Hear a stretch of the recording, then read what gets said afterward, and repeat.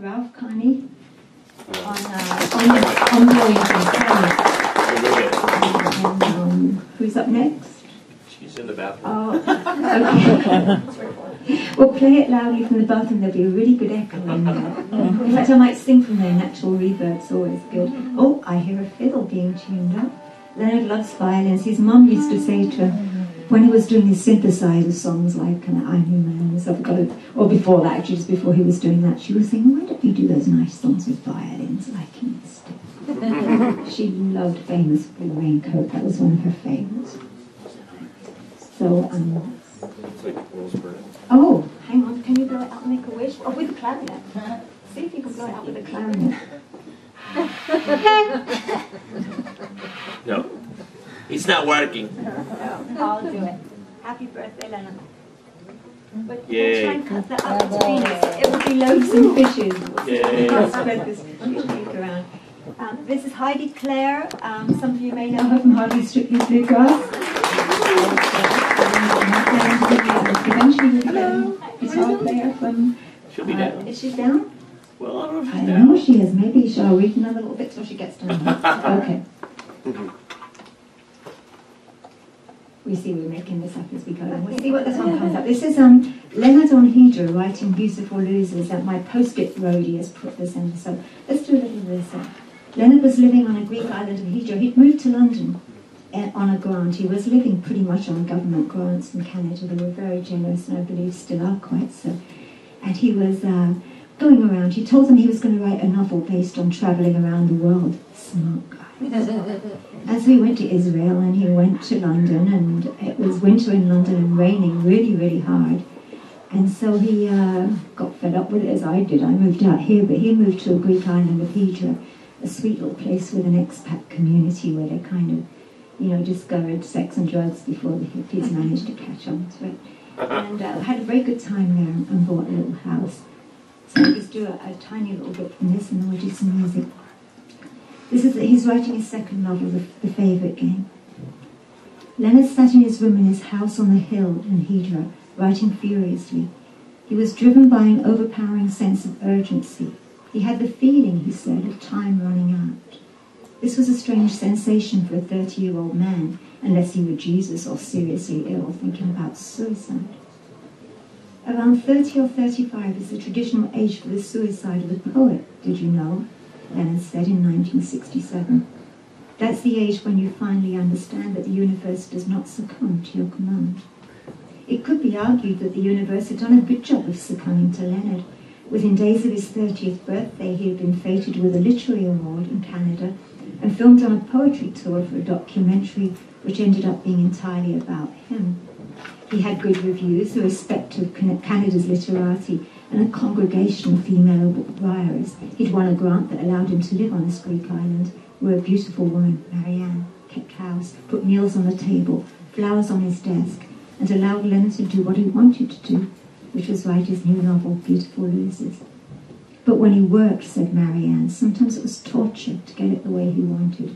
Sometimes it just came like that. But he was a perfectionist, a man who demands so much of himself. Leonard said that regarding the process of writing Beautiful Losers, quote, I thought of myself as a loser. I was wiped out. I didn't like my life. I vowed I would just fill the pages with black or kill myself.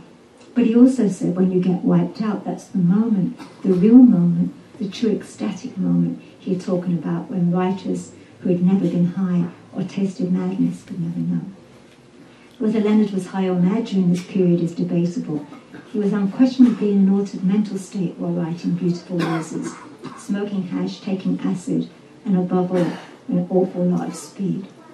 A man can do a lot on amphetamines, and Leonard had given himself a great deal to do in his follow-up to The Favourite Game.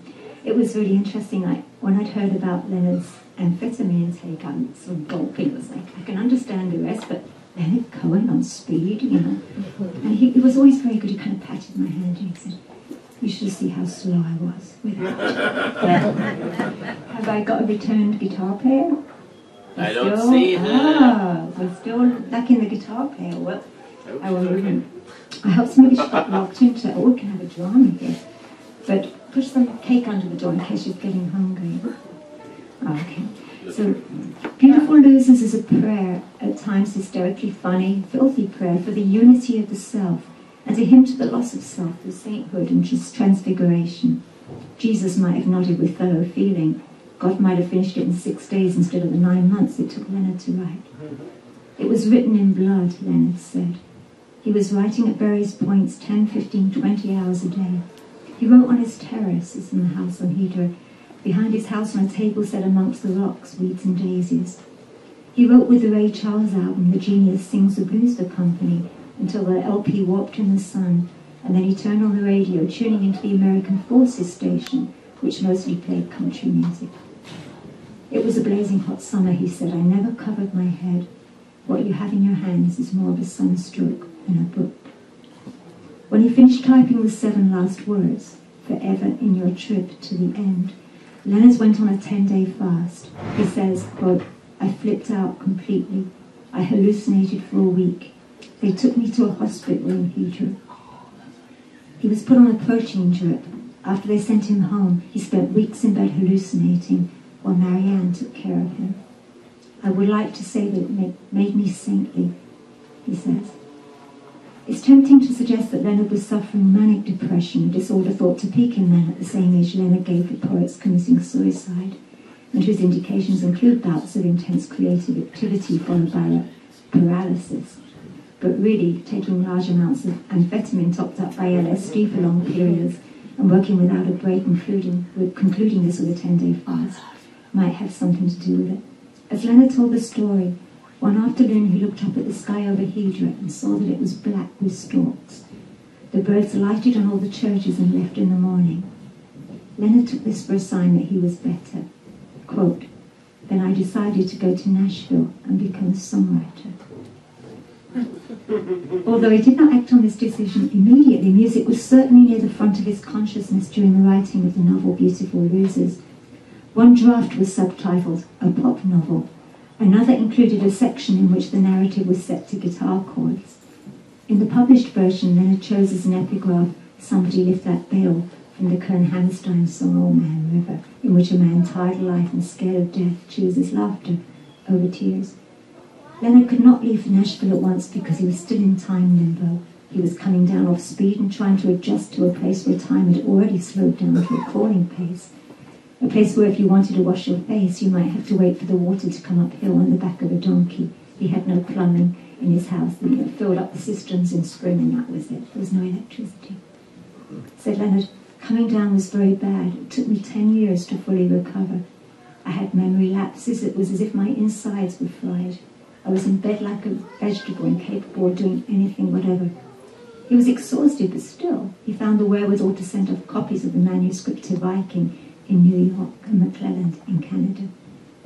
He wrote a précis of the book in which he spoke of himself as a modern-day Montrealer, driven by loneliness and despair, who tries to heal himself by invoking the name of Catherine Tekakwitha, an Iroquois girl whom the Jesuits converted in the 17th century, the first Indian maiden, as he put it, to take the oath of virginity. Beautiful Losers, he wrote, was, quote, a love story, a psalm, a black mass, a monument, a satire, a prayer, a roadmap through the wilderness, a joke, a tasteless affront, an hallucination of bore, an irrelevant display of diseased virtuosity. In short, he concluded, it was a disagreeable religious epic of incomparable beauty.